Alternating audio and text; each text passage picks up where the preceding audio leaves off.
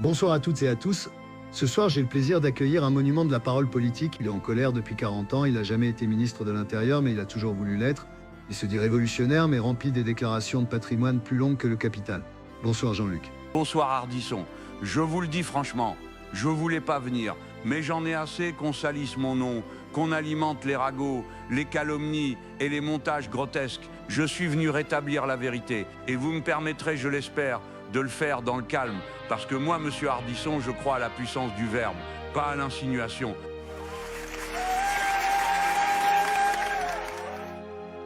Très bien. Alors on va parler doucement. Jean-Luc, vous avez plus de 50 ans de vie politique. Vous avez été sénateur, député, eurodéputé, candidat à tout sauf à l'humilité. Vous n'avez jamais bossé une seule journée dans le privé.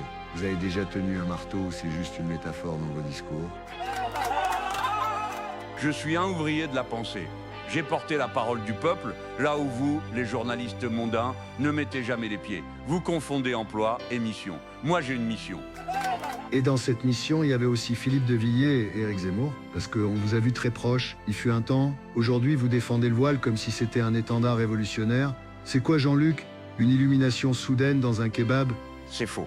Encore une fois, vous reprenez les mêmes mensonges 1000 fois répétés. Je combats l'extrême droite, je défends les opprimés.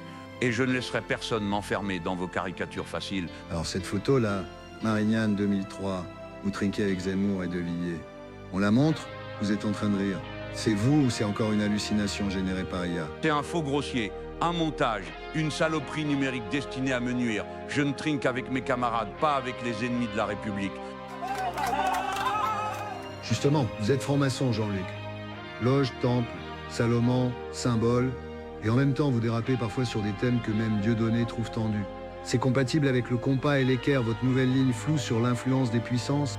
Je suis un républicain, un vrai. Je ne vise aucune communauté, je vise les puissants, quels qu'ils soient. Et ce n'est pas vous, avec votre plateau de velours et vos questions en coin, qui allez me faire passer pour ce que je ne suis pas. Dernière chose, vous êtes contre les riches, mais vous êtes riche. 5 appartements, un patrimoine de plus d'1 million d'euros. Les FI, ça veut dire les fortunes inavouables. J'ai hérité, j'ai travaillé, j'ai investi, j'ai pas volé un centime. Et je ne vis pas de Rolex et de caviar, moi. Je vis de conviction. Très bien, camarades. Maintenant qu'on a parlé idéaux, fraternité et temple de la République, on va passer à l'interview en enfer. Tu préfères passer une nuit torride avec une fille moche ou avec un mec beau au brushing trop parfait pour être hétéro? Je veux dire, tu préfères te taper panneau ou des logos? Je prends le pouvoir, pas les corps. Mais si je dois me sacrifier, ce sera pour la révolution.